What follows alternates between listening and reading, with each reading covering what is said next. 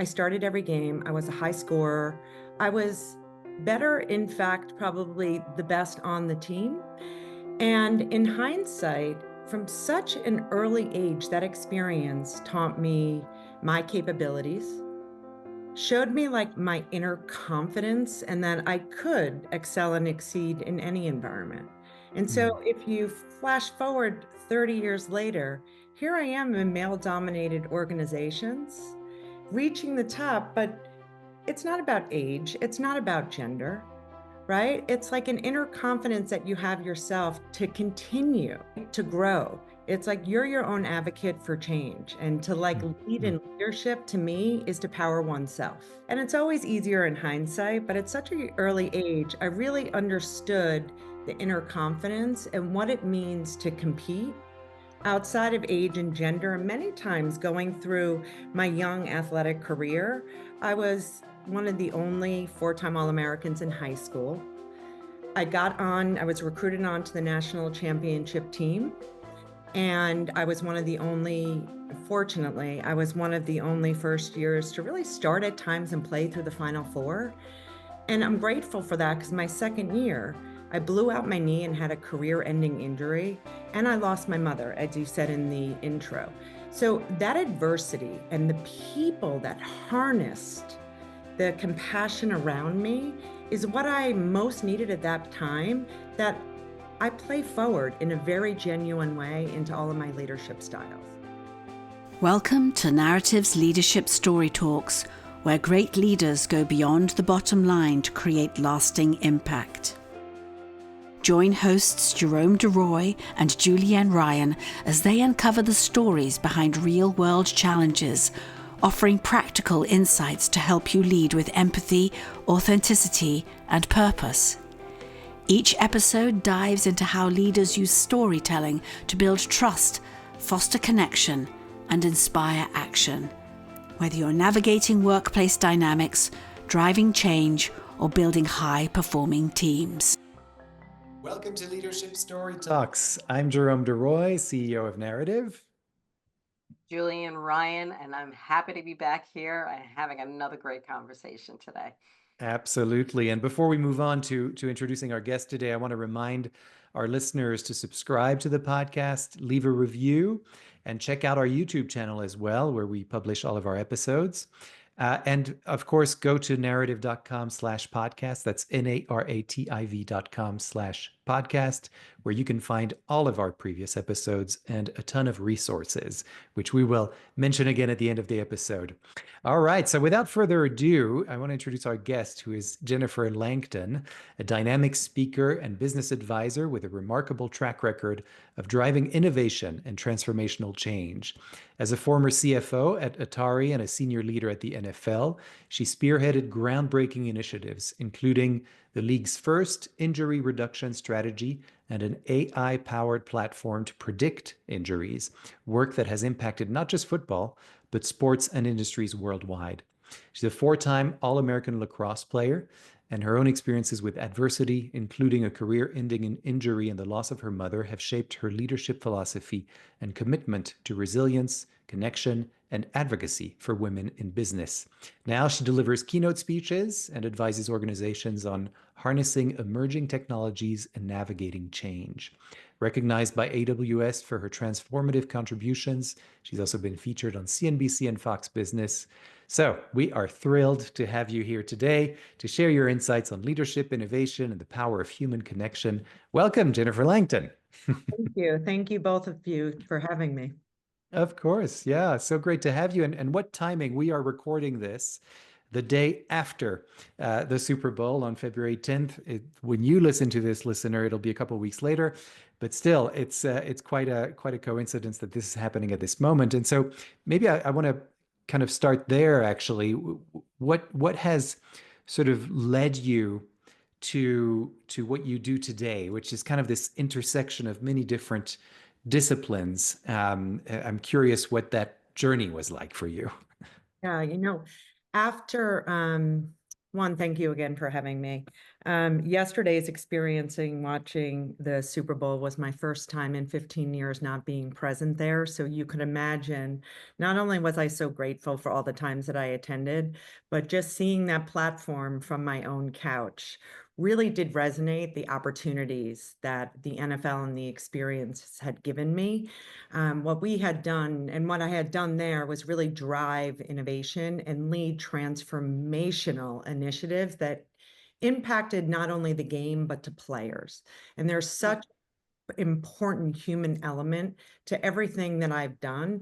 And I know very aligned to your podcast as well, is that I have gone out after those 15 years on my own and launched my own venture to consult and, to speak, aiming at the power. My intent is to empower others, being individuals as well as organizations, corporations, on how to embrace innovation, how to inspire change, especially as new emerging technologies come out every day. But similar to the way I had done, I feel like I have so many lessons to offer in how I really tuned into my passion and I led with purpose. And when you lead with purpose, the impact and the convergence between work and personal, when you can do that, really creates this transformation, not only for oneself, for organizations as well. And so that I'd say from a high level perspective and an intro really was my, listening to my inner voice was my passion to go ahead and empower others to do just that. Beautiful. And one thing when I was learning about you through your bio and your introduction is when we hear all American, it gets used a little bit a lot, but to break it down and realize how exceptional that is, that not only you were an athlete, but you reached the top of your game multiple times, and how exceptional is that. So you walk your talk. So when we see all these platitudes or memos and meetings about be your best, strive for excellence, like to be all American, I know it's the pre, it's the post, it's the competition, it's the after, and it's the day after day after day, the commitment to excellence. So you are your own working model of what that means and what you're calling for your clients to do. Yeah, and I could not have reached the stages in my personal and my professional and my athletic career if it weren't for the coaches, the teammates, and the people, right, that really fostered me and my growth, but helped to translate and transform very challenging initiatives. You cannot do it with people, which is my connection orientated leadership. And I will say, dating back to, it's interesting, dating back when you say all American, I had a really unique background in that, look, fate had it one year when I was only 13 years old. My father was an athlete, and he was asked to fill the Youth Association's lacrosse team roster. And fate had it that they needed one more position in my age group. And so here I was. I mean, I had my initial apprehensions. My mother certainly did as well. But I joined the all boys lacrosse team and I wore a helmet, I wore the pads, and right off the bat, I had to be strategic. And so every time I took that field, I always wore something pink so they wouldn't hit me harder. But at such a young age, I started every game. I was a high scorer. I was better, in fact, probably the best on the team. And in hindsight, from such an early age, that experience taught me my capabilities, showed me like my inner confidence, and that I could excel and exceed in any environment.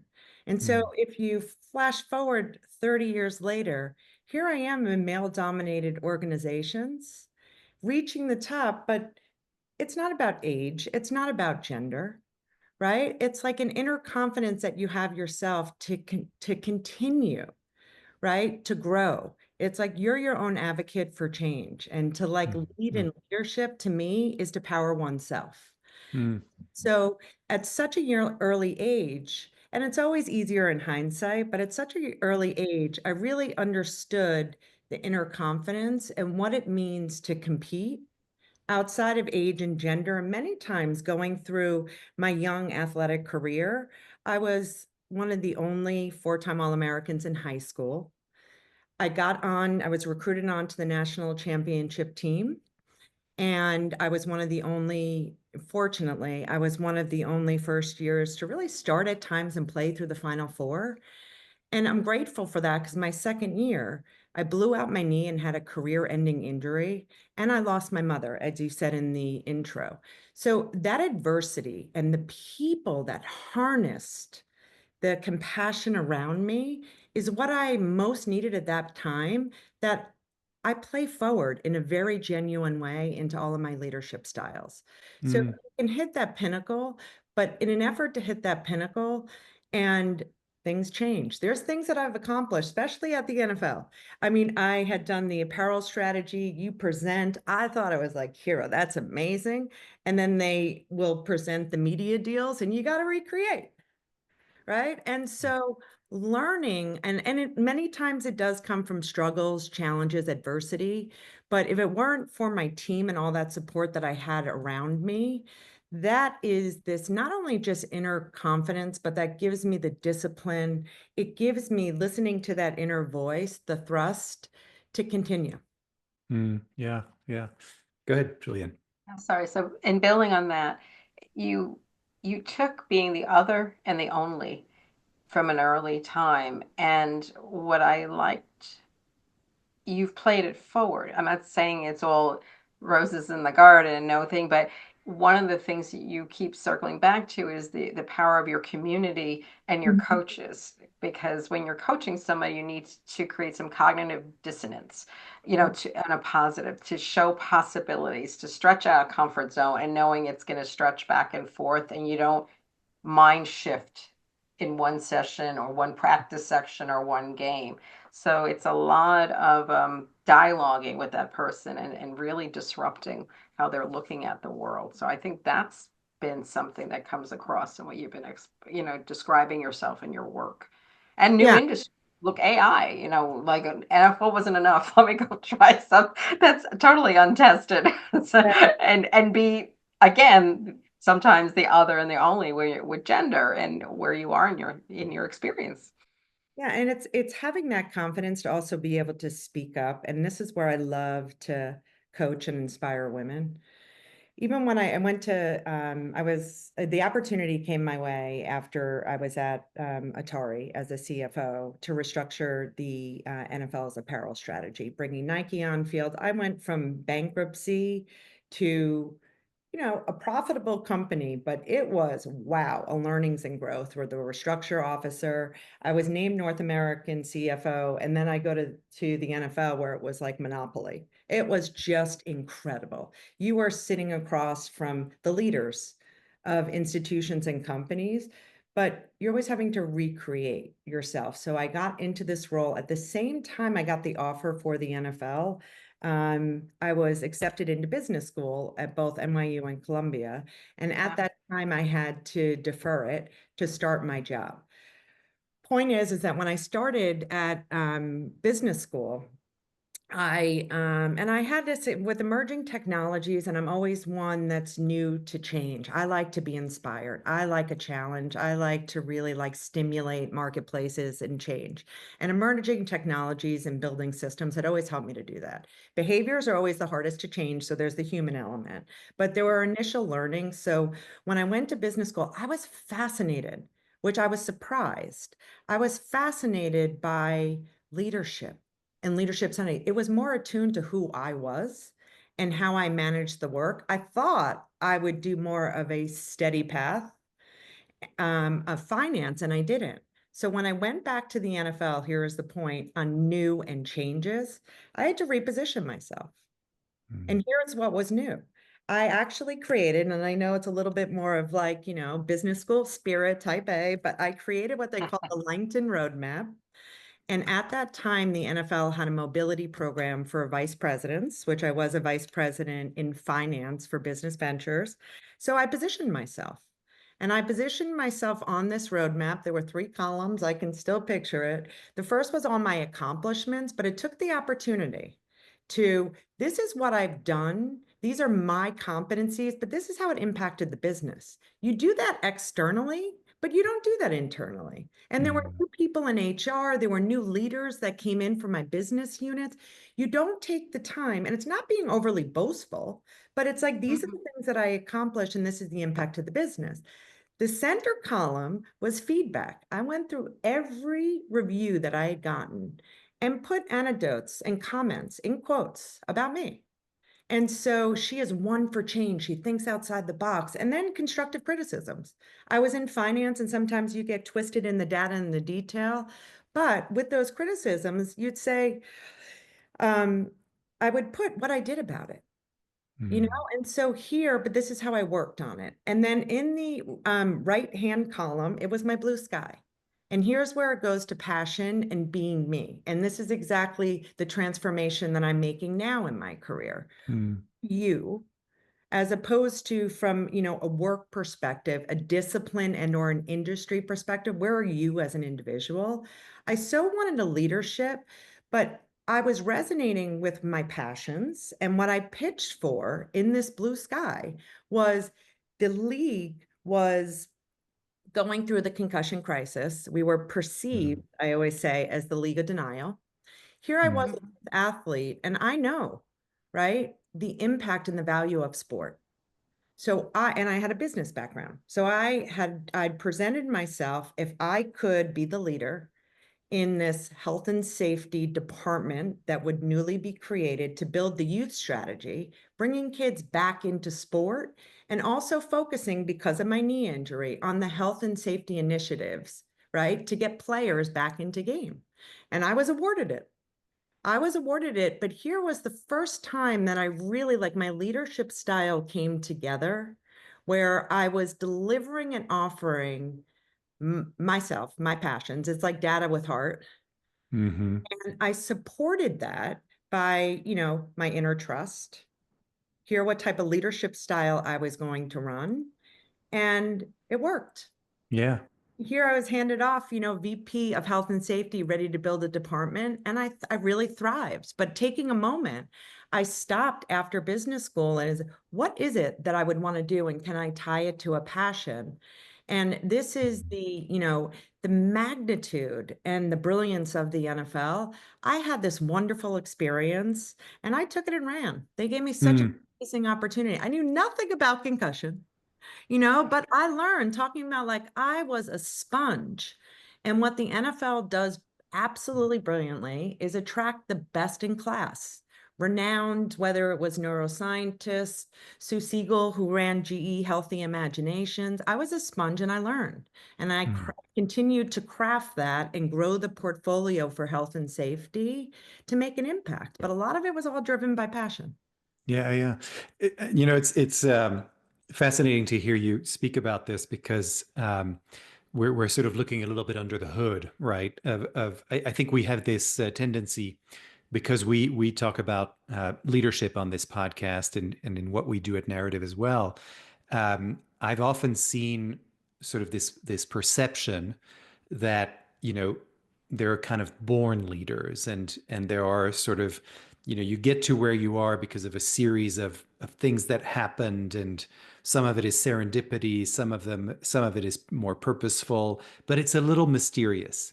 And I think what we're trying to do with this podcast, and I really appreciate what you just said, is that you gave us a glimpse into your thinking at the time and this Langton roadmap that you created, which is very specific. And I really appreciate that, because sometimes it can feel a little inchoate, these things, but it's very clear. There were 3 columns, and there's the passion column, and there's the things I did, and there's the constructive criticism, and all of it.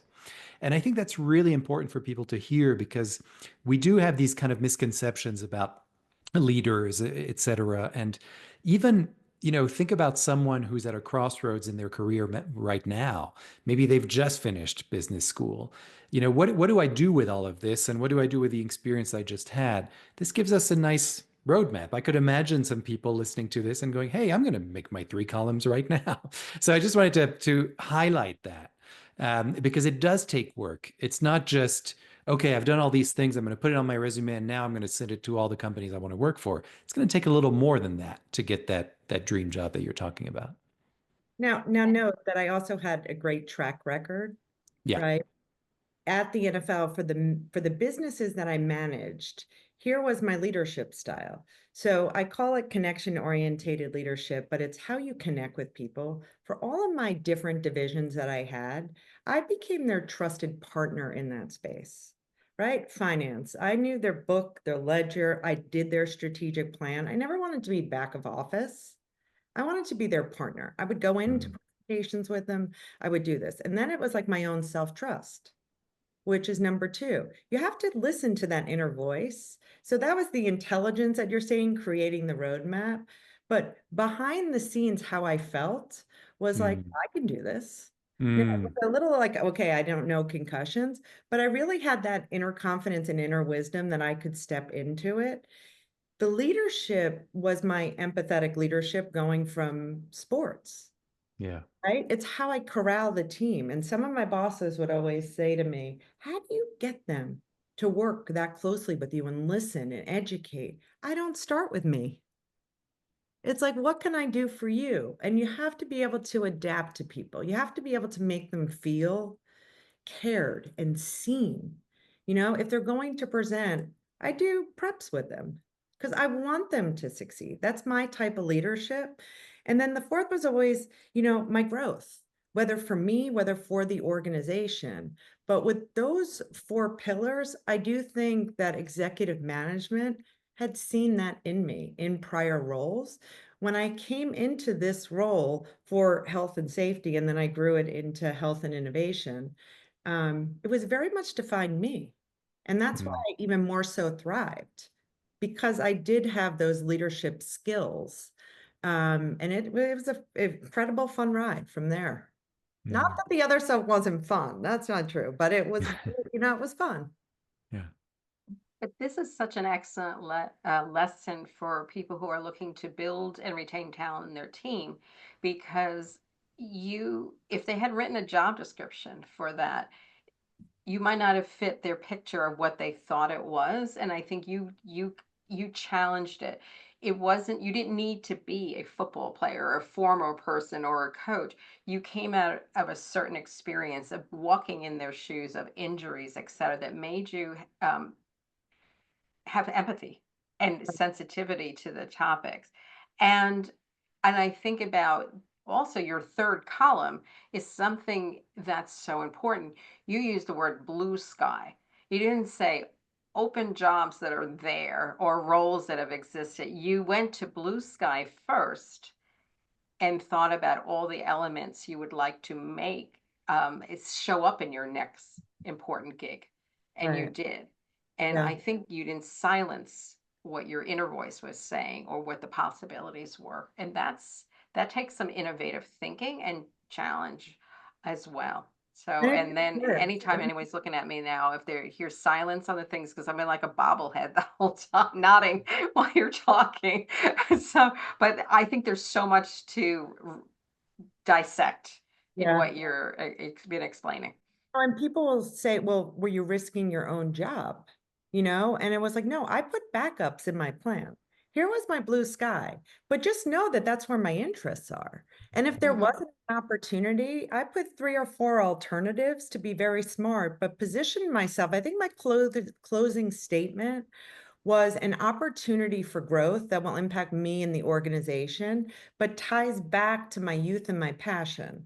Now, it's hard to dispute that, but if there wasn't an opportunity, I had listed a few other things that were in there that were a natural conversion for me, right? From finance, maybe running a different department. The one thing I didn't get was we have something called the NFL Foundation. Well, now the NFL still has NFL Foundation. As you know, I'm no longer there, but I put myself as the first female on the NFL Foundation board. It's only owners. So that I was declined, but you got to ask. I didn't get everything, but so that was Yeah. fun. but I Yeah, who appreciate knows? There's still time. Who I knows? know, I Who knows know. what will happen? yes. That's where you write those bylaws. Yeah, well, so I wanna there's kind of two areas I wanna explore here. And the one is, you talked about teams and, early on having the support that you needed at a really sort of, foundational moment or pivotal moment in your life, and how that made a big difference. And you alluded to some of the things that you kind of or try to instill in your teams, but I'm curious if we could get into the specificity of how do you sort of cultivate the kinds of qualities that you discovered for yourself and in yourself, that self-trust you keep coming back to as well, and that sort of inner confidence, and following that inner voice. How do you, I mean, is that part of your own leadership of teams? And if so, how do you sort of nurture those qualities in others? Yeah, good question. It's learning. As I said, a lot of the work that I've done with emerging technologies, behaviors are always hard to change, right? And so that goes back to how you connect with people and what type of empathetic leader that you are. I will say once this is a good example. I had hired somebody while in finance, and she was an amazing hire. I spent so much time training her because I wanted Mm, to grow. I wanted to take on more. This is before I was going to business school. And her former job came back and they made her an offer to come back. It was a better title and more money. So I went into my boss, come on, we have to counter. And they didn't want to at that point in time. She was young talent. And the way in which I went back and positioned for her, a young female, I had thought, wow, I wish somebody else would have done that for me. And why can't I do that for myself? It was factual. I hired her, I trained her. This is what she provides. This is what it's going to do for me to grow and then for the organization. And it was empathy, but it was factual. It was like A, B, and C. And it's very hard, more specifically for women, to speak up for yourself that way. And in just that exercise alone, I learned so much about it's hard to take out the emotion, but taking out my own emotion. And I would say, I'm going to pitch for myself the exact way Ariana did. So it was a mm, year later, and I went and I said, wow, and I moved on from that area. And I had said, how's everything going? And I always mentored her. And she was growing. She did stay at the league. And she said to me, the only reason I stayed was because I never had somebody speak up and fight for me that way, mm, Mm, right? mm, Going back. And, an example like that was, wow. I mean, I mentored her and I still do for years after, but the human connect and showing up for people like you are worth it. I yeah. train you, you are on my team. I think that in today's day and age, we have a wealth of intelligence, mhm, a wealth of technology, and we have to hone in on and revisit that human connect, especially in Mm, this digital space. All the youth are in the digital space, and the value of sport is very helpful for me, mm, mm, within that. But how you really touch somebody and accelerate then their need, their purpose, right? And their growth was one example. Now, play that forward. When I took on health and safety, one of the first things that I had done, I led the GE relationship, and the GE relationship was a partnership of $60 million over a certain given number of mm, years. And what we were looking to do was they brought credibility in the space for healthcare, MRI and imaging machines. So for the innovation challenges, what we were doing was, who had the next sideline device to measure different aspects of concussion. We did mm, a helmet challenge. Who could make and or have better training for our athletes? I mm, wasn't an expert in this space. But here was I connected to the likes like Mitch Berger, he was on our head, neck, and spine committee, genius. I would connect with him and just learn, ask people to learn. It's just yeah. like making you explain that to me. And most people are like, I don't come from this. I don't know concussions like you do. Could I learn? I was a sponge. And I Yeah. did the same thing with Sue Siegel, who really, she managed GE Healthy Imagination, and she was in that innovation space. And I'd say, how do you do that? Like, teach me the fundamentals. And it wasn't being for me. And it's certainly after that, Ariana, when I pitched for her, have a voice and just ask. Most people are willing to help you. And that really increased my education and learning. But for others, it was like, wow, she's in it. And then I Mm. moved on to engineering efforts, and I worked with a gentleman, Dr. Jeff Crandall. And, he's a biomechanical engineer that is very well known in the automotive space. And we together built what we called the engineering roadmap, another $60 million investment. But how do we better understand head injuries? And not only understand head injuries and the mechanism of injury, but how do we transform the helmet marketplace? Mm. In my Excel and I could resource, here's the assets that we needed. I had to be a sponge. And if you don't connect with somebody, so I was in these roles where I needed their knowledge, then Mhm. back to different audiences like the corporate office, our medical and our engineering experts, right? And then the players and the equipment managers and the teams. There's such different audiences that if I didn't connect with one, then I couldn't translate to the other. Hmm. And that's really where I showcase that inner ability to be nurtured, to learn, to grow. And many of the examples leading up to that help me to do it. It's okay to, Yeah. at the Yeah. level Yeah. Yeah. you go in and you say, hey, I don't understand that, they'll explain it to you. People Yeah. don't, they're in a bit of a fear, right? That it's like, because they don't know. No, I don't know. That's a subject matter expertise that I don't know, but I will help you with what I do know. And you have to create that partnership. So a little bit more is being vulnerable, being in positions too. It's not being the hard driving boss. It's really being able to connect with people in a different way so that we're empowered to do it together. And I, especially in my later career, I'm not a data scientist. I did build financial systems. I'm not a biomechanical engineer. I'm not an epidemiologist. But here's all of the disciplines, right, that fed into the work. And it did fit my personality. I'm being able to, not always speak their language at their level, but to be able to translate, right? And it gave them the confidence in me, teach me so I can help you, whether that was getting financing, whether that was getting into the players, but it's an exchange. But all of that is a connection with people. Yeah. Yeah. Absolutely. Yeah. Go ahead.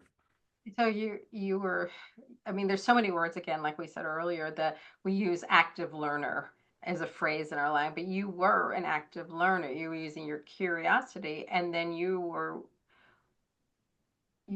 admitting, I mean, you're obviously you didn't have all those other degrees or backgrounds, but to be a student and learn more and translate for others. And I think having an outsider actually helps create innovation because we Yeah. see things objectively. And that's why diversity of background or experiences is great when you're doing a product. Yeah. The worst products are the ones that were formed insularly where Mm. everyone just assumes they're the perfect thing or the perfect solution, but they didn't do enough of their homework. So I think what you did build trust and you did build curiosity and enthusiasm. And I think you could just clone that and you'd really make an impact on a lot of organizations. Thank That you. is leadership. Well, And when I coaches was, are meant to see what isn't seen yet. And yeah. that's what you've been doing, the futurist Yeah, lens. I appreciate that. I do have to go back to the NFL, and you'll hear us say it time and time again how meaningful my 15 years were there. But Mhm, such a platform to create impact and change. And I was in the cusp of that. So all of those experts want to work with us. And mhm. I wanted to learn from them so I can position. But the large share, exactly what you're saying, were more external subject matter expertise that I had to build. My, later part of my career there was very external facing. And so it really, the partnership and the communication with them was even that much more important. Mm.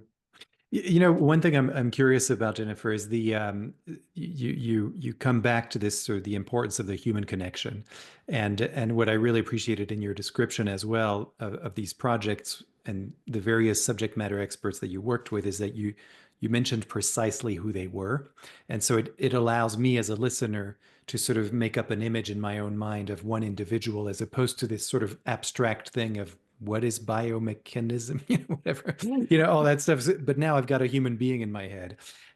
So the obviously this human connection is super important to you. And so I'm curious how you approached an AI based project, and sort of the predictive nature of the product that you ended up being able to create. How was there tension there? How did you sort of navigate that? Love your question. So there's what I've shared is the fundamentals from experiences from youth. And then there's the fundamentals that I've learned from my career in finance on the importance of data, financial systems, how you build insights with financial systems. You do strategic planning, you have your health checks, right? You set a vision, make sure everybody's aligned to the vision. I took the fundamentals of really what I learned in finance for this role. And what I mean by that is here, when we built this engineering roadmap, I was listening to Dr. Crandall and multiple others, right, to build this plan. And in the plan, what we had that was different from what automotive didn't have is video. And so there were all these disparate data sources, yet we had video. So when I give the analogy, Dr. Crandall, well known in the automotive space, he would study let's say it was a failure in a car, right? And they would build that event in the laboratory and test in the laboratory the failure, either to defend it and or to bring new innovation in, whether seatbelts, airbags, etc. And so he took that discipline and he applied it to the NFL's issue. How do we decrease head impacts and reduce concussion, understanding the mechanism of injury? We have data from video that automotive doesn't have. So going back to my finance, when I had built financial systems, I built the first health and safety database because it was like our experts were always, well, I can use that data, I can use this data, I could use this data. And so in building that, we, being our biomechanical experts, used to review every concussion, and they'd annotate 150 variables to better understand what happened, the speeds, the forces, the type of play that they were on, what helmets that they were wearing. And that was for the, opponents. So 2 or 3 individuals, if they were in that impact. It was all annotated in Excel. Well, I've seen this before in finance, right? And so what happened was we had quick wins from that. And quick wins was like, this behavior is leading to more injuries for oneself and opponents. And so that became a rules change, lowering the head. We also had so much data from the type of impacts per position. And so if you are a quarterback and you're rushed, you brace the ball, and not yourself. So the large share of times they're impacted in the back of the head. Why isn't a helmet designed for that position where you have more mitigating material, absorbent material in the back of the head, right? So with data here, and this was a sweet spot for me. So it was like all manual and so laborious that we went on a road show, just like I do with financial applications, right? Who is the provider? So we went on a road show, but this was a little different from my prior jobs because we went into Microsoft and Google and AWS, and we chose AWS because they were very aligned to our mission. They were the best in class cloud and cloud compute.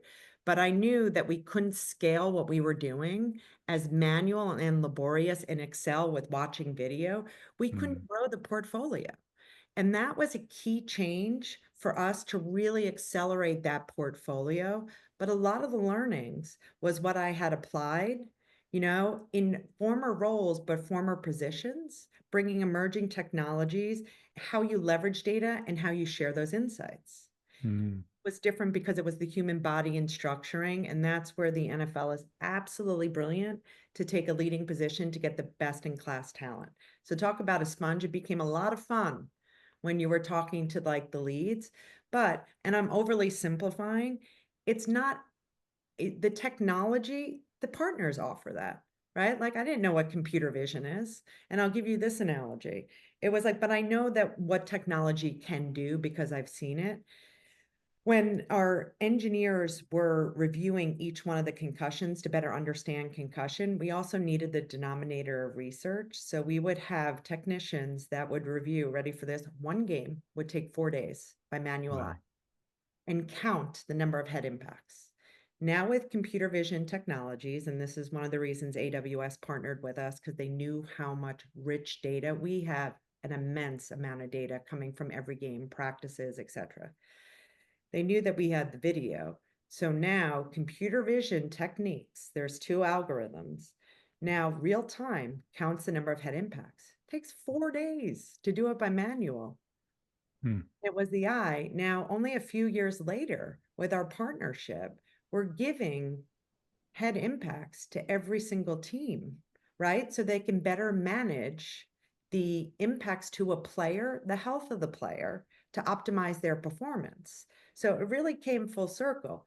We were perceived as the League of Denial. There's a lot of investment. There is a lot of strategic elements that we put into different initiatives.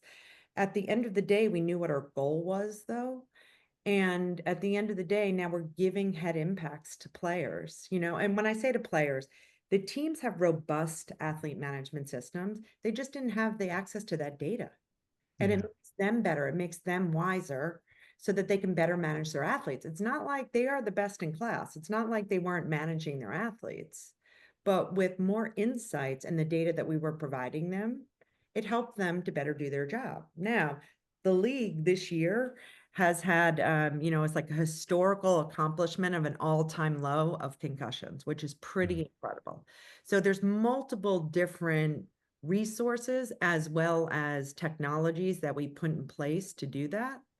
But you can hear my passion in it. A lot of that is like, it's data, it's insights, it's how you embrace innovation, you inspire that change. It takes time. Behaviors are also hard to change. Approvals to share data are also, there's a lot of barriers there, right?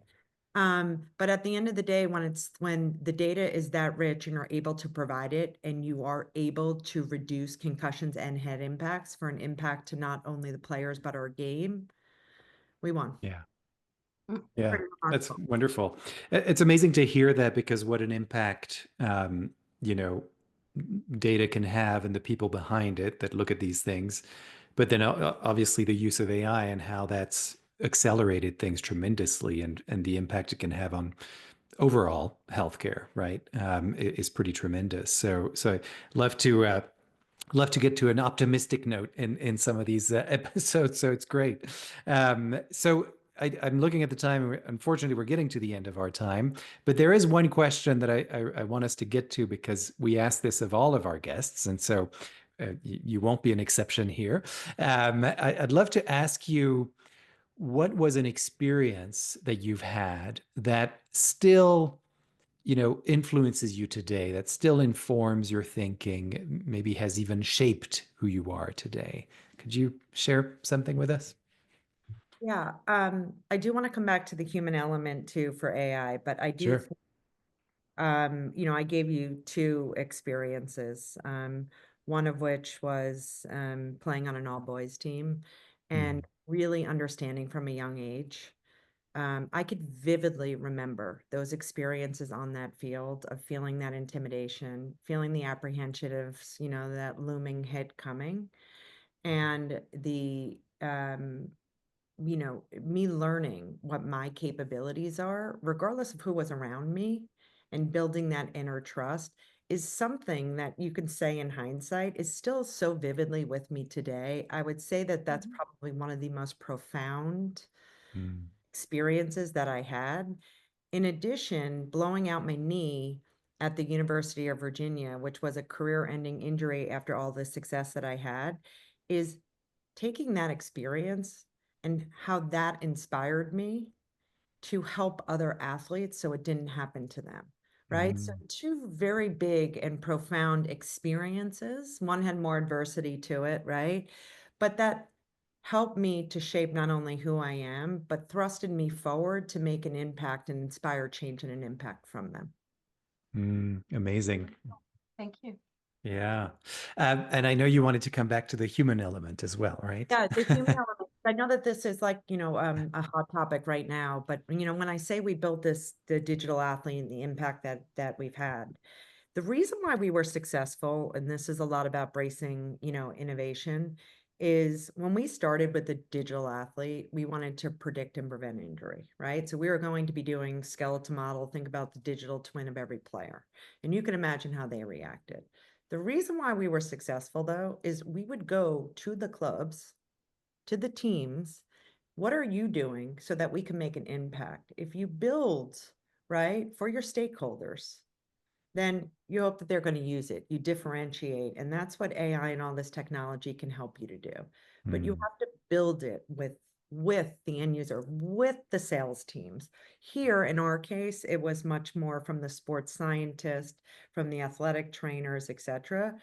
And then at the end of all of the iterations and building, they were very engaged with what we were doing.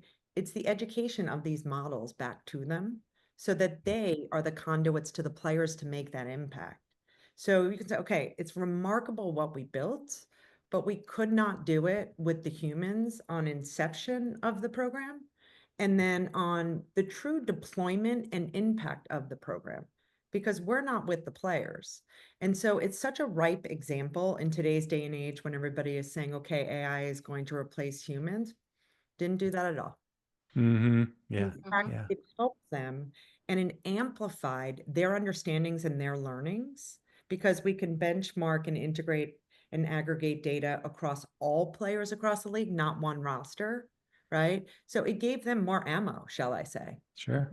And smarter to be Sure. able to train their individual players and their roster. But the human element is so important to that arc and that success. And I will leave you with that. I love it because it's you could apply that principle to pretty much any digital product or digital service that one is trying to put out into the market, right? Having the end user in mind, going to the actual source and talking to the human beings who this affects and who will be able to, make this product or service either a failure or a success, right? Because if you hadn't been able to do that, it's very unlikely that this would have had the impact that it had. And so I appreciate that because you can kind of see a direct line to anyone who's listening to this and who's not in the field of healthcare or sports. You can kind of see these connections pretty clearly. So I think it's very insightful, and I really appreciate you coming onto the show to share these experiences because I can honestly say we've not had anyone with your background on our 130 episodes at this point. And that's what we look for. We want diversity of background and experience, but it's amazing that we can see these connections, the importance of the human element, how you get to something that's going to have impact at scale. All of this is hugely beneficial to our listeners. So thank you so much for sharing your insights. Really appreciate it. Thank you for having me, and thank you for having me talking after about the Super Bowl. Yes, I know.